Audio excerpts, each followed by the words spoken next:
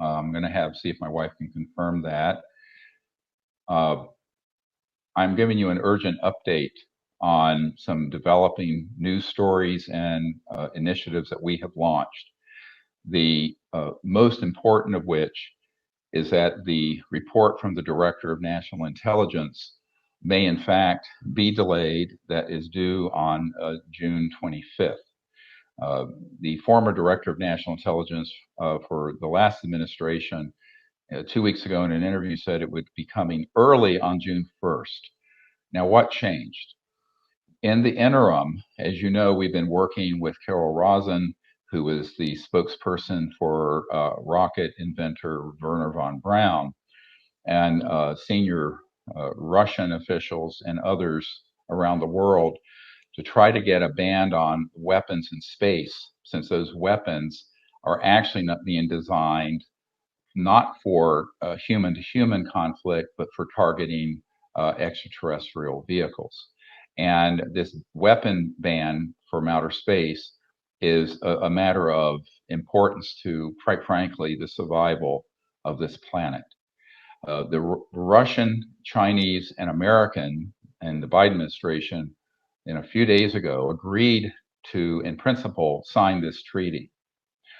We have since learned that, in fact, that is most likely a deception and a stalling tactic, and that now the Council on Foreign Relations, in their foreign policy journal, in the last 24 hours, has released a report advising against signing this treaty to ban weapons from outer space.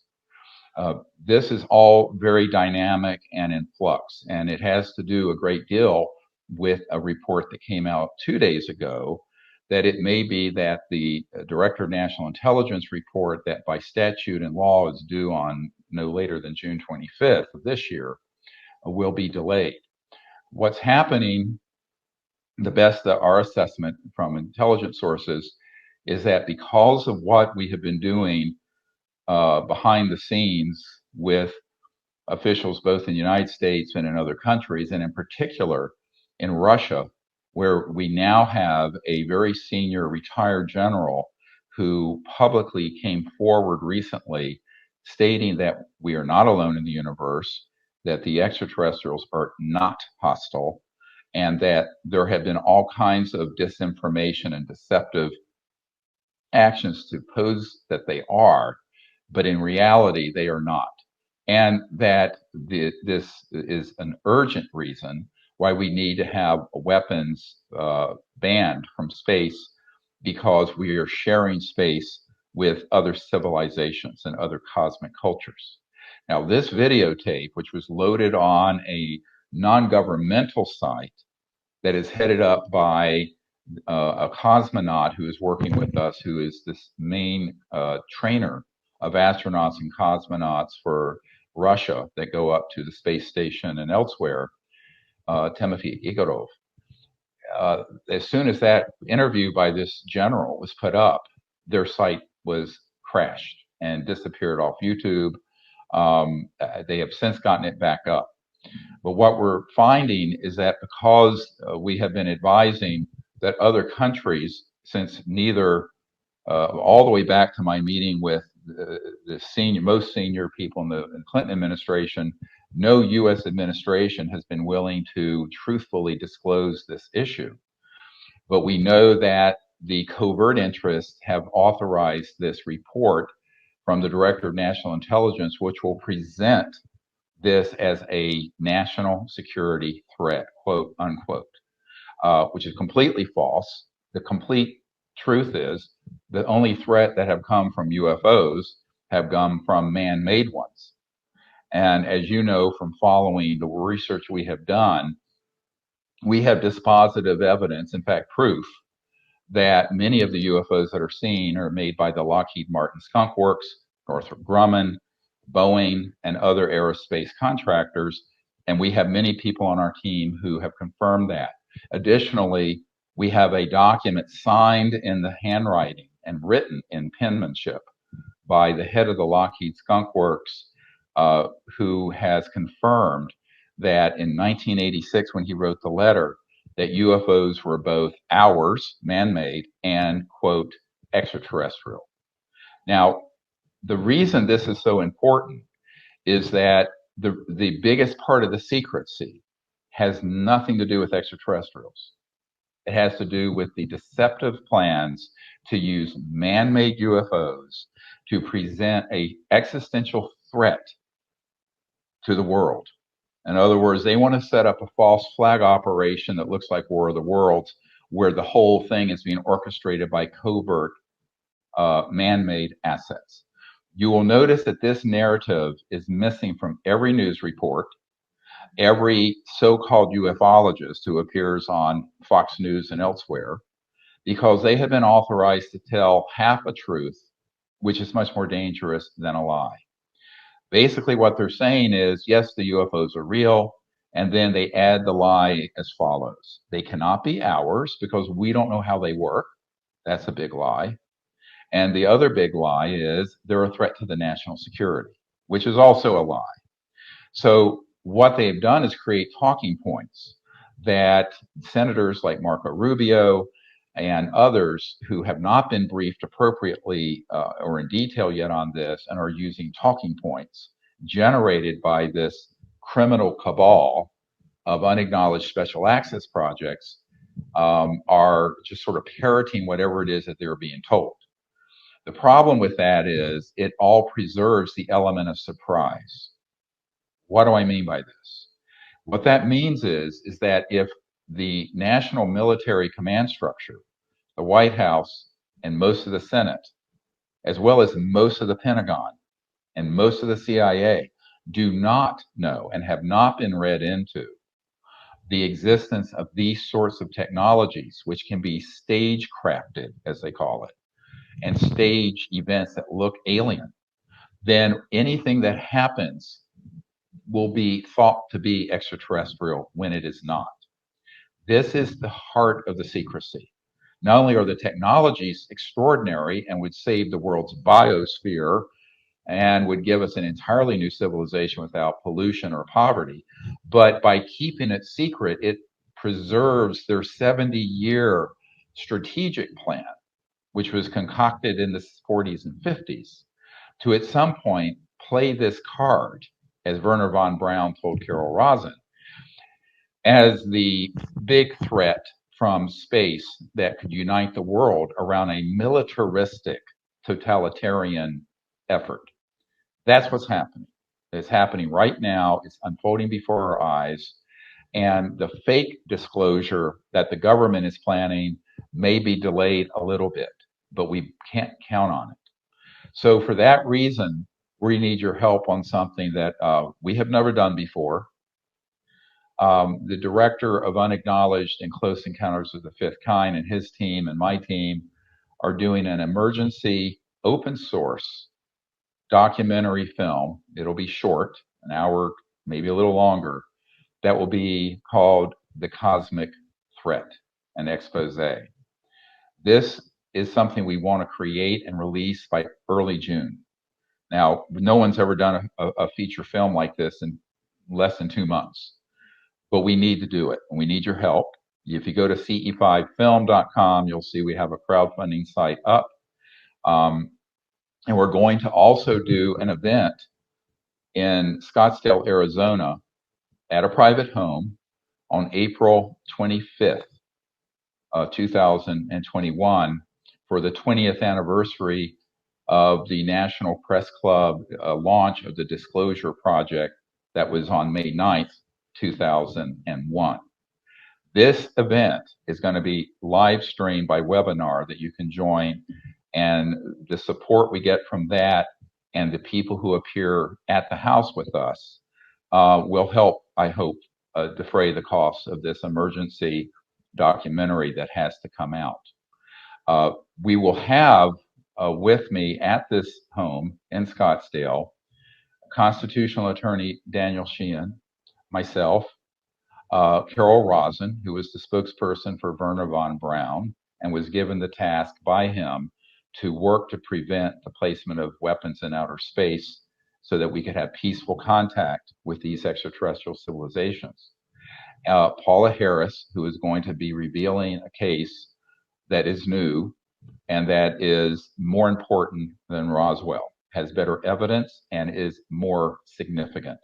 And it has to do with the extraterrestrial civilization's concern with our atomic and nuclear weapons and what effect those have on the fabric of the universe. We will also be have joined with us, I hope all of you, but also by internet, the cosmonaut I referred to who trains astronauts and cosmonauts in Russia with astounding new information and evidence, and video from the military generals who are coming forward in Russia, confirming that we're not alone. And we're also planning to have a sort of an ambassador at large for peace and space who is now living in Russia, an actor that many of you know named Steven Seagal, who is very devoted to helping us get this message out to the public. And he is planning to join us, of course, by internet. I hope you all will join us for this, and those of you who can join us in person. It's a fundraising event. The information is on our website and will be sent out, and there will be links underneath this video. Unfortunately, it's a private home. It can only hold about 20 guests, so it's a large private home.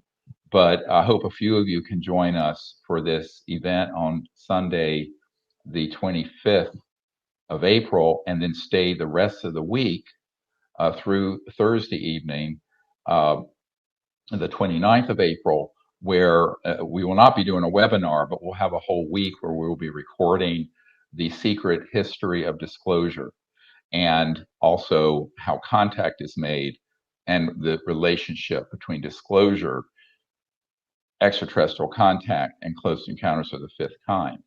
That entire 5-day program, again, will be available to just around, at the most, 20 people, unfortunately, because we just don't have a facility that will hold more at this time because of the pandemic. Now, the other thing that we want to invite you to help us with is networking new dispositive military evidence and documents to stream and put out in this event on April 25th of this year, and in this emergency documentary, The Cosmic Threat. We want to, this hoaxing of a cosmic threat, by the way, is exactly what we had predicted back in the 90s, and that Wernher von Braun had told Carol Rosin would happen way back in 1974. He had known about it apparently from the 50s and perhaps a little sooner. So we're now living in a time, unfortunately, where on the heels of this terrible pandemic, there are plans to falsely disclose an alien threat and then stage events that would terrify everyone on the planet. The only way that that will not be done is that it's exposed in advance. For this reason, and listen very carefully to how we need your help on this. We only need the funding help to get this documentary created and finished in 2 months, which we've never done. But we're going to release it open source. Now, what do I mean by that? We are not contracting with a film distributor who can tie it up, not for a nanosecond.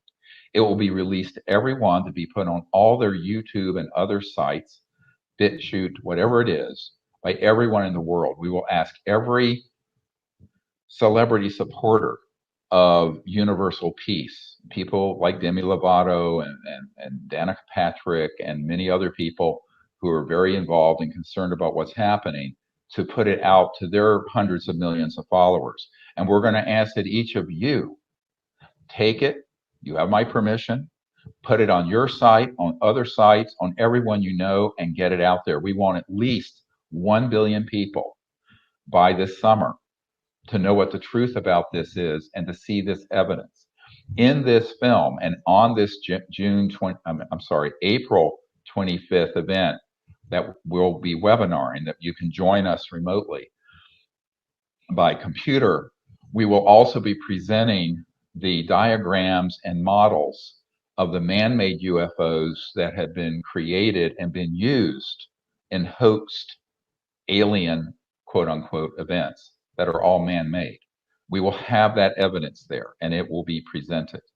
So I hope you can help us not only create this emergency documentary, but also join us on April 25th on Sunday. But also, if you can come in person, just let us know. Again, it's a very small group because of the exigencies and limits of the pandemic. And that when we have this finished, be ready to receive it, download it, and put it on every site in the world, including Russia, China, India, all over the world. This cannot just be an American or European initiative. It must be global. Because at this point, we are simply running out of time to get this information out and to neutralize the threat. Now, how do you neutralize the threat? You expose their plans before they do it. Listen to just what I said. We must expose not only what they're doing, but how they're going to do it. What are the assets? What do those aircraft look like? How are they functioning? How might this unfold? We know this information. We have the technology information. We have the schematics. We have the people who worked on them and built them. And the really sad thing is that you have Mr. Radcliffe, who is the director of national intelligence, and Senator Marco Rubio specifically saying that these UAPs, which is, again, another fake word they've made up after UFOs, which also is a fake word. When they came up with UFOs, by the way, they already knew that they were both man-made and extraterrestrial, just as Ben Rich, the head of Lockheed, stated. But they have both asserted in the last 2 weeks in mainstream media interviews that these, quote, UAPs are moving in a way, going faster than the speed of sound, but not creating a sonic boom. And that, quote, we don't have that technology. That is absolutely not true. I have personally interviewed engineers who have built that technology and who have worked on them all the way back into the 50s and 60s and more recently. So have my aerospace researchers and team members. So for the director of national intelligence and the ranking member of the Senate Intelligence Committee to be making these statements, they are either completely uninformed or they are repeating a talking point that is a lie. Either way, that is extremely dangerous, because in the absence of the knowledge of the truth and the repeating of that lie by the mainstream media over and over and over again, the public is going to think any terrible thing that happens with something that looks like a UFO is quote unquote alien, when in fact it isn't. It is man-made, and it is part of an attempt to deceive the public and also to get a lot of funding. Recently, a member of my team was talking to Luis Elizondo, who was the gentleman who, of course, was at the Pentagon, was known as a master counterintelligence disinformation agent, who came out with the Tic Tac footage. And he said, quite frankly, and this was off the record, that they know that the extraterrestrials are not hostile, but that you cannot get funding for the defense industry and Pentagon unless there is, quote unquote, a threat. Subsequently, I was in a Clubhouse interview with George Knapp, who very honestly, and I commend him for this, said, look, you can't get money for dandelions and butterflies. What does that mean? We were talking about the fact that the only way you can get money and support for the defense establishment is that if there is a national security threat. It's all about power and money, my friends. And he said that that's why dandelions and butterflies, which was his sort of joking term about CE5 peaceful contact and making peace in space and having world peace, that you really can't grow the military industrial complex by trillions of dollars and unite the world around militarism, fascism, and what I call exo-racism, the hatred of other species, unless you present it as a threat. Unfortunately, that is a bit of cynical thinking, but it is unfortunately very Washington and very much about money and power. So I think that those of us who are concerned with peace, with the future of this planet for ourselves, our children, and our grandchildren, I'm expecting our 11th grandchild this year, that we really have got to step up the game because this is all coming to a head. And so I'm making this appeal to all of you to share this video with your friends and family. Go to ce5film.com and help support this initiative. Join us and join the webinar on April 25th for those 5 hours. It'll be very exciting. And those of you who can, if you can join us in Scottsdale, Arizona, for that 5-day period from April 25th until through April 29th, we would really love to have you there. It'll be fun. We'll have a great time. And we're all counting on everyone coming together who are ambassadors to the universe in peace and who want the truth out and want a future not of endless war, but a future of universal peace, because that is our destiny. Thank you very much, and I hope to see all of you soon. Bye-bye.